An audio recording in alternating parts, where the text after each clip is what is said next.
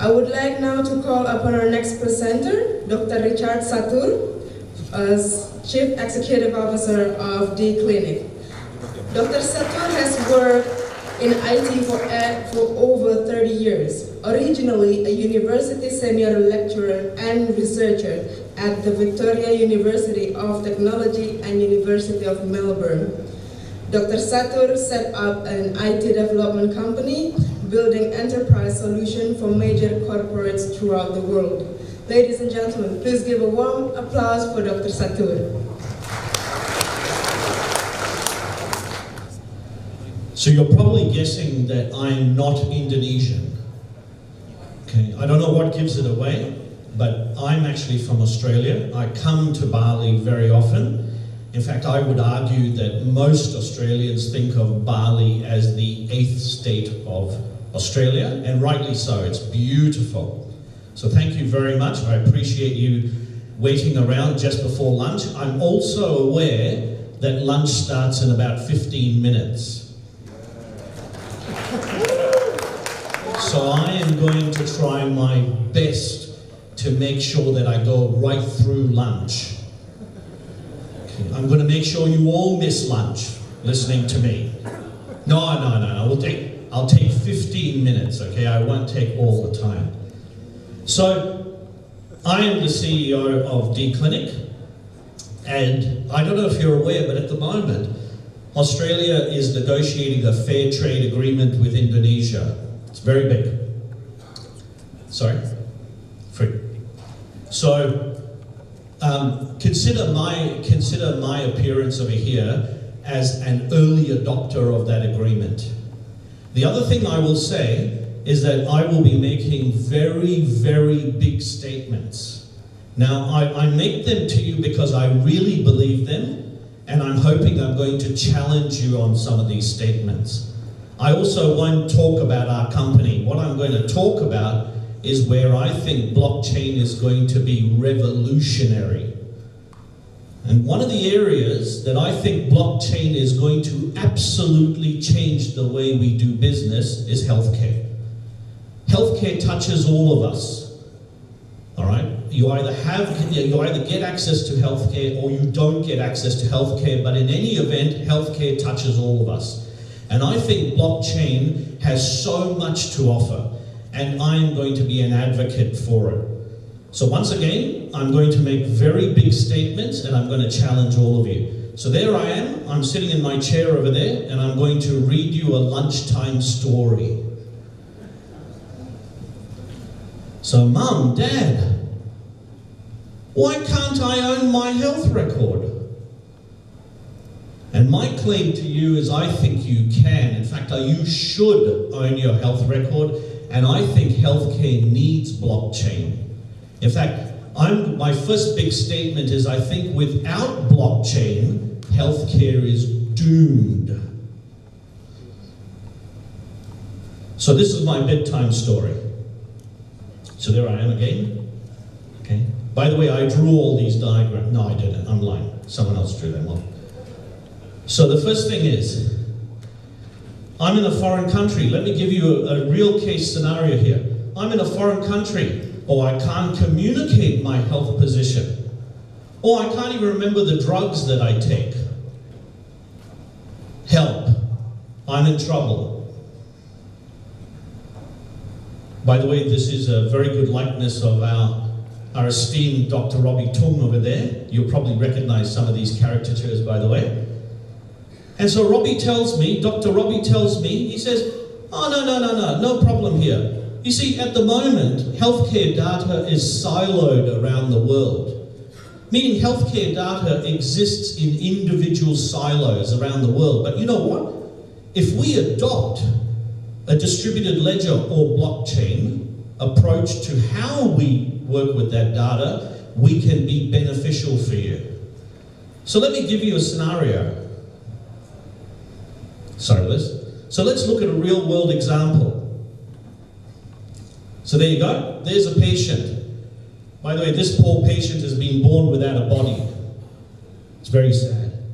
So there's a patient in the center saying that I want a positive outcome. I want you to help me. I need healthcare help. So what do you recommend, Dr. Robbie? Well, let me send a referral to a wellness expert I know. Do I have your consent? Now that's very important, that part. Do I have your consent? And the patient responds, yes, please.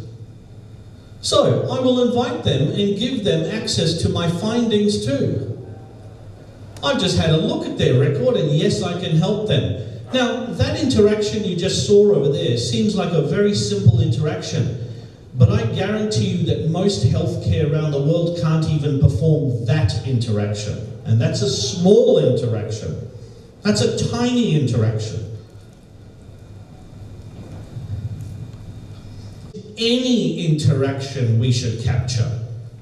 Not just the one with the doctor, but any interaction. In fact, I challenge you that care teams can be not just the doctor, but wellness experts.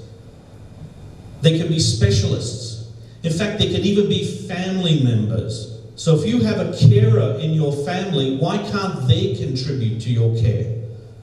And I'm telling you, blockchain can do this. So for example, he's not my regular patient, says Dr. Robbie Tong. Remember, I'm telling you a bedtime story here, okay? So go with the flow. So he's not my regular patient. You have my consent. Well, thank you. I think I'll hand this over to a nurse. Look at the complexity of the interactions, because this is now typically what happens in healthcare. So, thank you for calling me. I'll add some data. Hang on, now I'll bring in the lab because I need to do some blood tests. By example, those blood tests might have irregularity, so now other specialists get involved.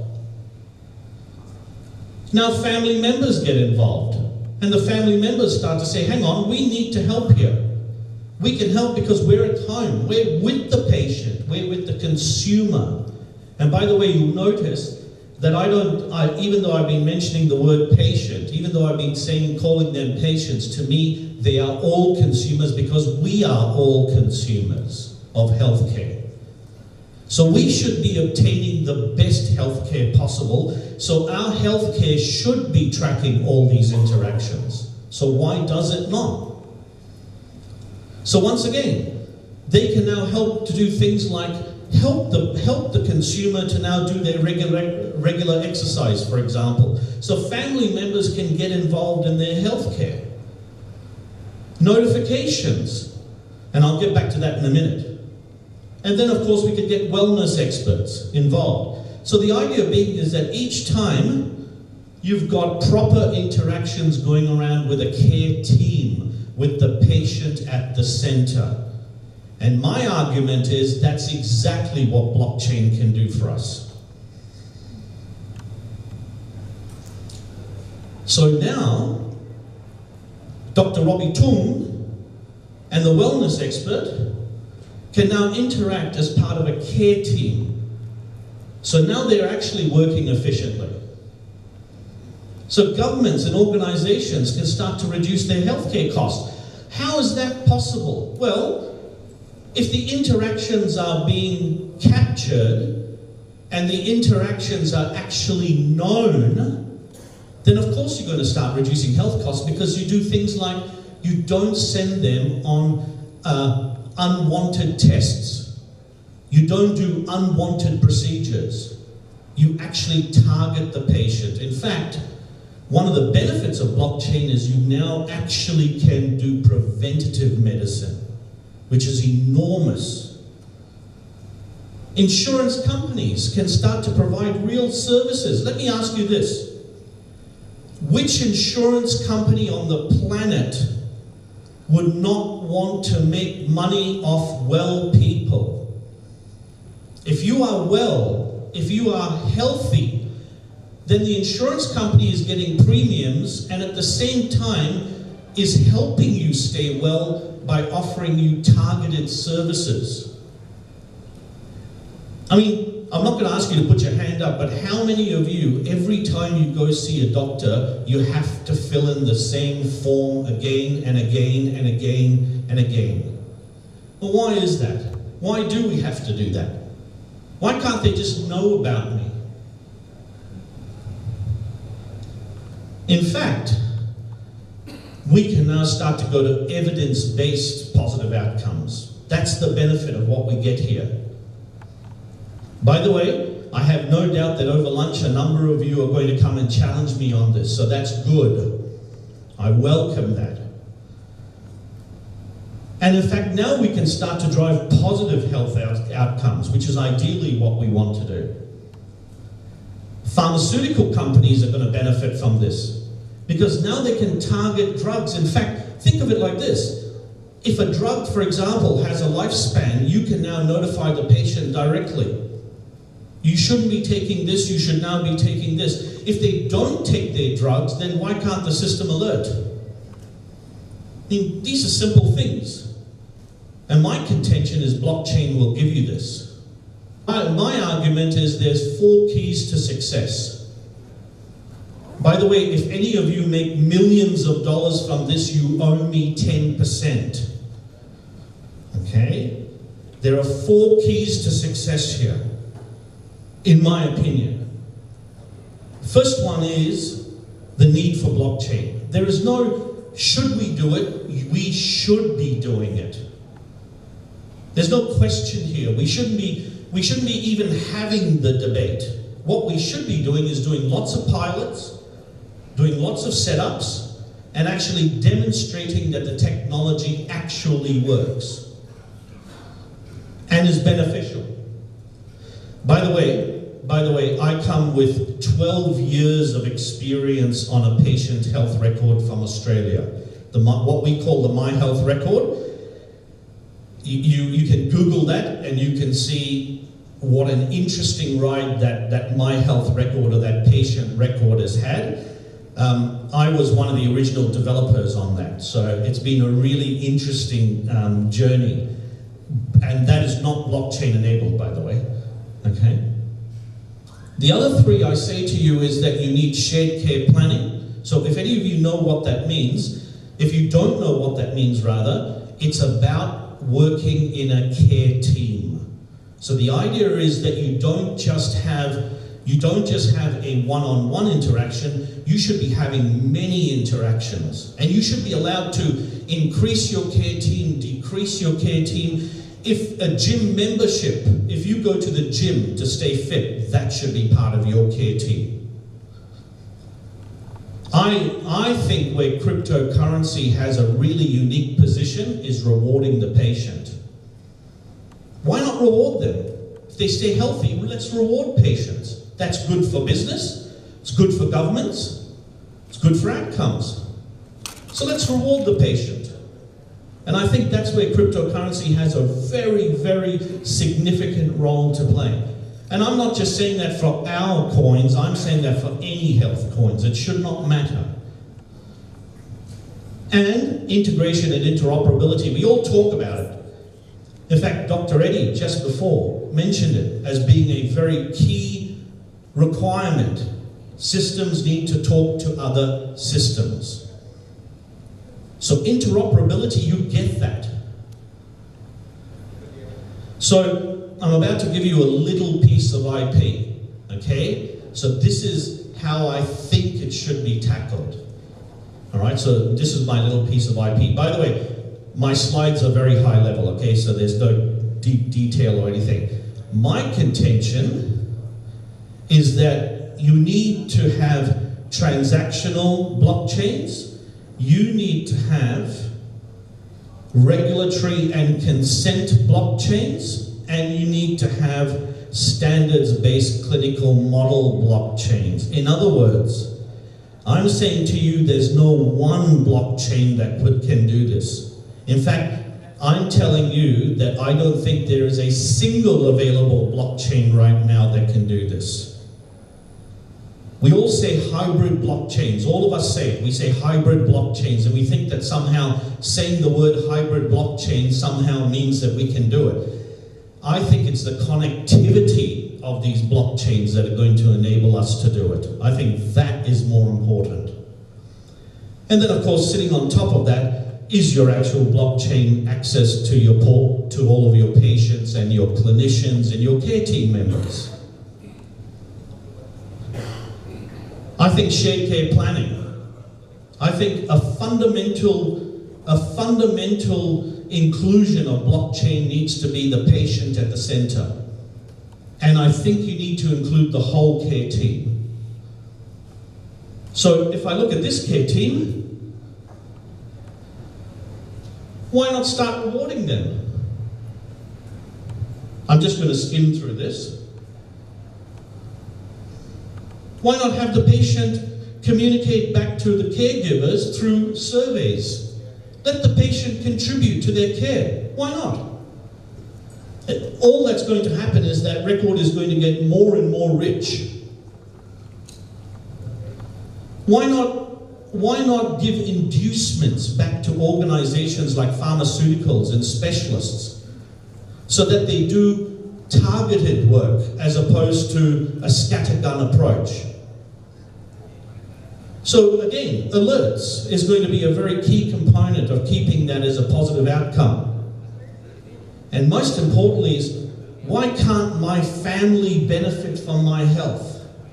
If my family participate in my health, why not reward them too? They're only making me more cost effective for government bodies and organizations. So my argument is that rewarding people is going to be critical to the success of healthcare. And I did my exercise. So, what's missing from all of this? Interoperability. Whatever we do, I think governments and I think organizations need to start coming together to provide interoperability. Now, this next bit over here is a bit of technical thing. But the point being is that they need to start developing standards for interoperability. That's the key. You don't want to go to a hospital and the hospital not know about you and you have to fill in another form. And now for the good news, because I don't want any of you to go to lunch thinking, oh my God, we're not going to solve healthcare here. Rest assured, there are very good companies working on this. I would include ours as well too, by the way. By the way, that's the only time I'll mention the company now. But there are good companies working on this, small and big, and they realize that by building dedicated healthcare blockchains, that's how you're going to solve the healthcare. So, thank you very much. Hopefully that was nice and short. You're all going to have some lunch. By the way, I welcome questions. If you don't want to ask me a question now, you can later. And just for the record, I say to you that blockchain is a solution to healthcare's brave new world. And all the illustrations were drawn by a local artist. She's fantastic. So she helped me draw all of these illustrations. So do I have any questions? You are all very hungry. I can tell. I might just stand here for another 5 minutes then, just to see what you will all do. Now, thank you very much. I appreciate it. Have a good lunch, everyone. Thank you, Dr. Richard, for the intriguing session on blockchain in healthcare. Ladies